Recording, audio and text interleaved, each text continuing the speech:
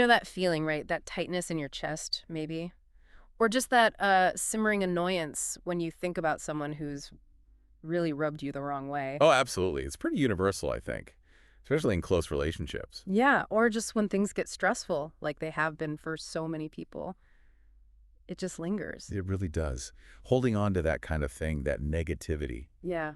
it can be exhausting, like carrying this invisible weight around. Well, that's exactly what we're getting into today on the deep dive. We're looking at how to, let go of those grudges that stick around in relationships. A really important skill to develop. Totally. And we've got a fantastic source to guide us, a Dharma talk by Dr. Phang Cheng Kar.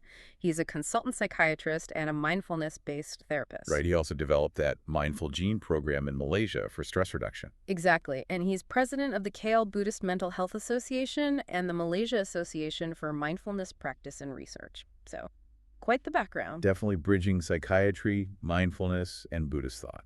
Yeah. And this talk was given to brothers and sisters in the Dharma, so fellow Buddhist practitioners. It comes from a really thoughtful place. So it's got that depth, that blend of psychological understanding and, well, ancient wisdom. Precisely. So if you're listening and maybe there's some old anger, some resentment you're tired of carrying. Which many of us probably are. Right. Our goal here is to offer some really practical, actionable steps, things you can actually do to find a bit more inner peace and maybe healthier connections. And it's drawing on these Buddhist teachings, which offer, I think, a unique angle on this. Yeah, a perspective that really looks at how our own minds work and how we create and can release our own suffering. Okay, let's start with the basics. We're talking about grudges. What exactly is a grudge, technically? Well, the dictionary definition, I think Cambridge has one, calls it a strong feeling of anger and dislike for a person who you feel has treated you badly, especially one that lasts for a long time. So it's basically anger or hatred that's sort of moved in. Pretty much. It's taken up resonance. And from a Buddhist viewpoint, that's just profoundly unhealthy. So unhealthy how? Like mentally, physically? All of the above, really. Dr. Pang often stresses this holding on to that anger. It's like a self-inflicted wound. It changes us inside, drains our energy. And the Buddha's core teaching on this is really clear. It's in the Dhammapada, verse 5. What does it say? It says, hatred is never appeased by hatred in this world. By non-hatred or loving kindness alone is hatred at peace. This is the eternal truth. Wow. So you can't fight fire with fire, essentially. Exactly. Fighting hate with more hate just doesn't work. Only non-hatred, loving kindness brings peace. It's fundamental. That's powerful. And I know there's a story connected to that verse, one Dr. Pang often tells, that really shows how deep these grudges can run. Yes, the story of Kaliyakini and the human mother, it's quite something. Tell us about it. How does it illustrate this cycle? Well, it starts lifetimes ago. A man has two wives. The first wife is jealous because she can't have children, but the second wife can. Yeah. So out of jealousy, the first wife poisons the second wife's babies repeatedly. Oh, that's awful. It is. And eventually the second wife figures it out. But as she's dying from the first wife's actions, she makes this powerful vow of revenge. And that vow carries over. Across lifetimes, it sets off this incredible cycle. They're reborn as a hen and a cat, and the cat always eating the hen's eggs. Then as a cheetah and a doe, the cheetah always killing the doe's young. On and on it goes. Just endless revenge, life after life. Perpetuating the grudge.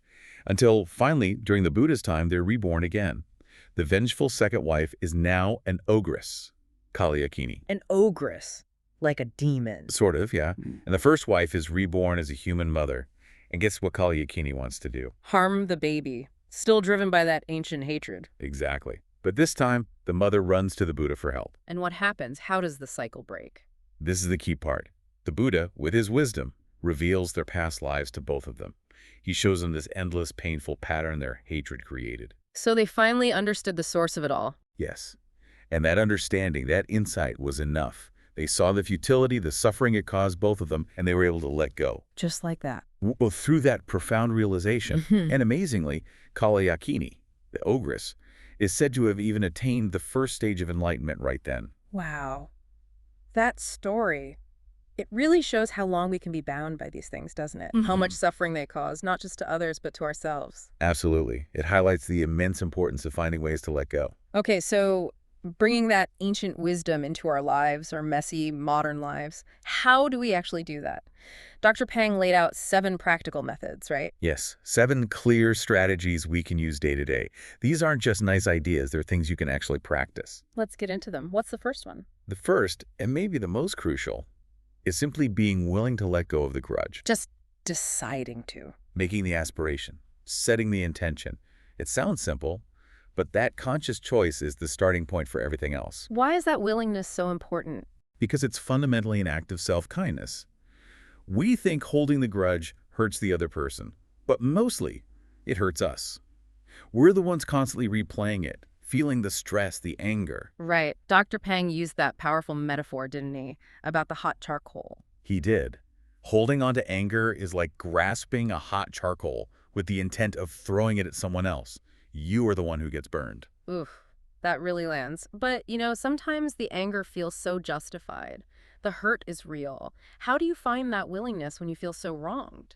That's a really important question. It starts by recognizing that your desire for your own peace, your own freedom from that burning feeling, is ultimately more valuable than holding on to being right or holding on to the pain. And it doesn't mean you're saying what they did was okay. Not at all. That's a key clarification. Letting go isn't about condoning bad behavior. It's about liberating yourself from the suffering that the grudge is causing you. It's for your own well-being. Okay, that makes sense. So willingness first. What's method number 2? Number 2 is mindful breathing to calm the mind. Using the breath. How does that help with grudges? Well, when we're angry or upset, our minds are agitated, right? It's really hard to think clearly, Yeah. let alone let go of something deep-seated. Mindful breathing helps settle everything down. How does it work? Just slow, deep breaths. Basically, yes, Yeah. slow, deep, conscious breathing, Hmm. paying attention to the breath coming in and going out.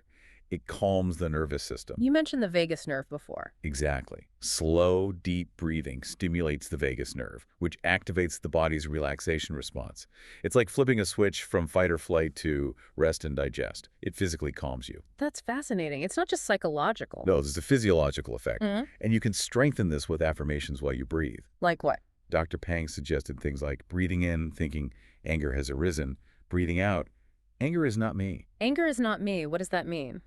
From a Buddhist perspective, anger is seen as a temporary mental state, like a visitor passing through.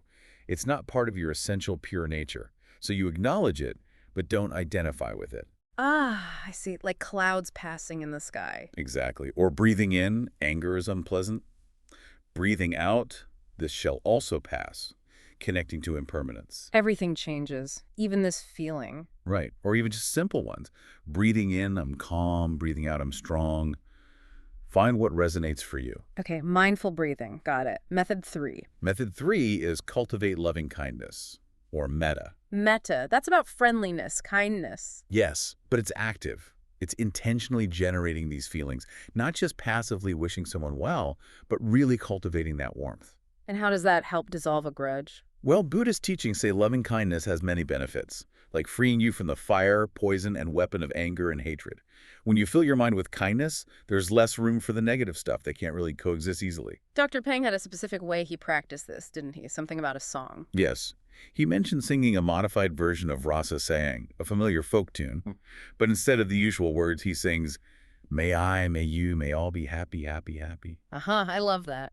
Yeah, and he does it while mentally sending out those good thoughts. Mm-hmm. Sometimes even with a little butterfly heart hand gesture, like hugging himself, it makes it very embodied and personal. So how can we apply that when we're feeling grudges towards someone specific, especially someone we really dislike? A practical tip he gave is to deliberately focus on any good aspects you could find in that person. Mhm. Maybe your difficult boss is impatient, but perhaps they are also, say, a really dedicated parent or surprisingly good at baking. Find something positive. Yeah, even one small thing. Shifting your focus, even a little, helps balance out the negativity and opens a little space for kindness, or at least neutrality. Okay. But what if you genuinely struggle to find anything good? What then? That's fair. It can be hard. In that case, you start with yourself. Generate loving kindness for yourself first, then for people you love easily, then neutral people. Only then, gently, extend it towards the difficult person. Gradually expand the circle. Exactly. And even if you can't find a good aspect, you can still wish for their suffering to end. Not because you approve of their actions, but recognizing that often hurtful behavior comes from their own pain. That leads nicely into the fourth method, doesn't it? Which is practice compassion. It does. Compassion is about developing the ability to see the person you're angry with as someone who is suffering, maybe deeply. Perhaps they're unwell mentally or emotionally. Seeing their humanity, their struggles, beneath the behavior that hurt you. Precisely. It shifts your perspective from blame towards understanding. There were some powerful quotes from Thich Nhat Hanh on this. Yes, the Zen master. He said things like, when you look deeply into your anger, you will see that a person you call your enemy is also suffering. As soon as you see that, the capacity for accepting and having compassion for them is there. Wow. And the other one? About suffering spilling over. Right. When another person makes you suffer, it is because he suffers deeply within himself, and his suffering is spilling over. He does not need punishment, he needs help. That really reframes things. Instead of needing punishment, they need help. It's a profound shift. Dr. Phang shared how this helps him in his hospital work. When patients are angry or verbally abusive, he tries to see them as suffering or unwell. That perception stops him from taking it personally and developing a grudge. He doesn't absorb their anger. He sees the source differently. Yeah. It becomes about understanding, not reacting. Okay, that's compassion. What's number 5? This one seemed to have 2 parts. Yes, number 5 is pay no attention or communicate wisely. It depends on the situation. So if the person isn't someone you see often, Then sometimes distraction is best. Keep yourself busy with positive, meaningful things. Don't give the grudge your mental energy. Let it fade naturally by not feeding it. starve it of attention.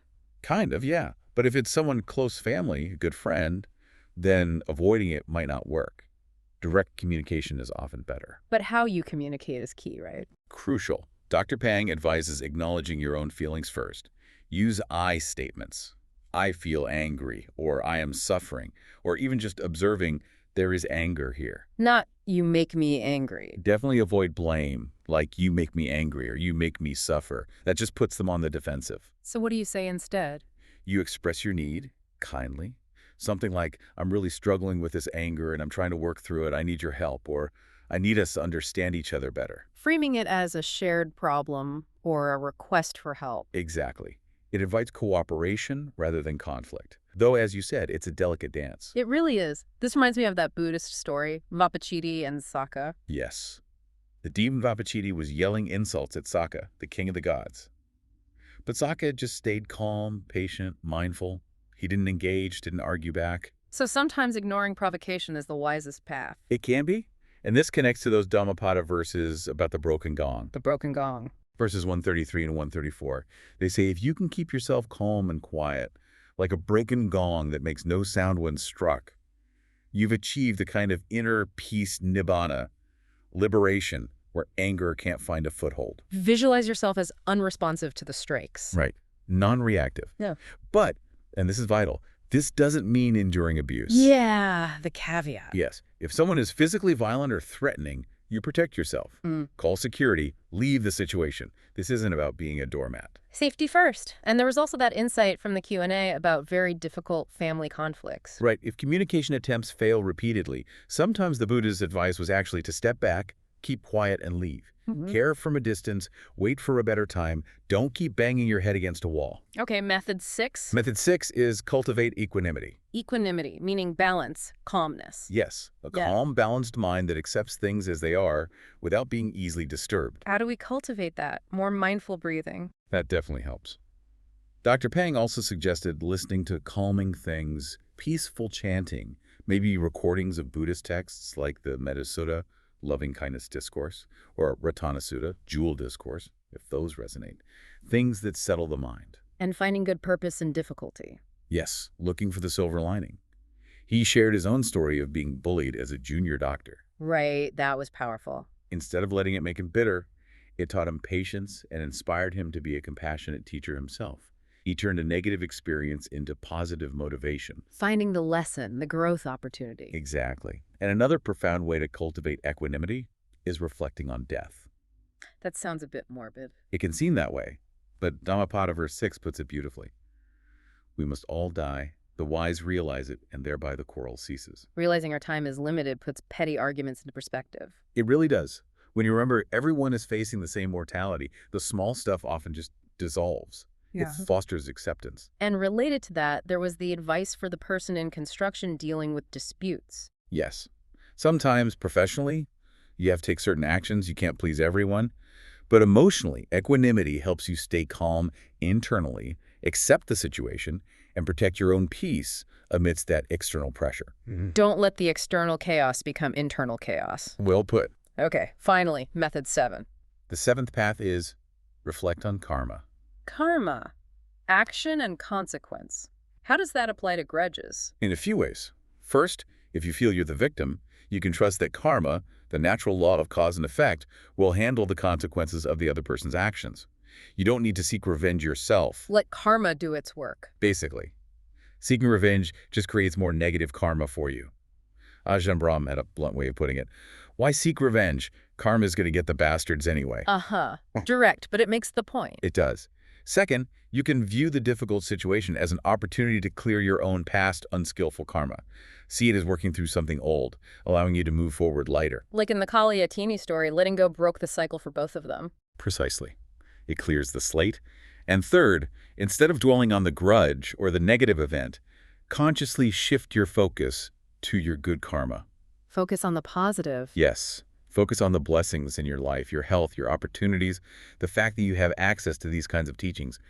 Cultivate gratitude for the good rather than letting the bad overshadow everything. What a comprehensive set of tools. So let's just quickly run through those 7 again. Sure. 1, be willing to let go. That crucial first step of intention. 2, practice mindful breathing to calm the mind and body. 3, cultivate loving kindness, metta, actively generate friendliness. 4, practice compassion, see the suffering in the other person. 5, pay no attention, distract yourself, or communicate wisely using I statements if needed. 6, cultivate equanimity, that calm acceptance, maybe through reflecting on impermanence or finding the lesson. And 7, reflect on karma, let it work, clear your own, and focus on your blessings. These really are powerful pathways, aren't they? Ways to genuinely shift our experience and find more peace. They absolutely are. They offer a way to transform how we relate to difficult people and situations, freeing us from so much unnecessary suffering. It puts the power back in our hands. So, as you're listening to this, maybe take a moment.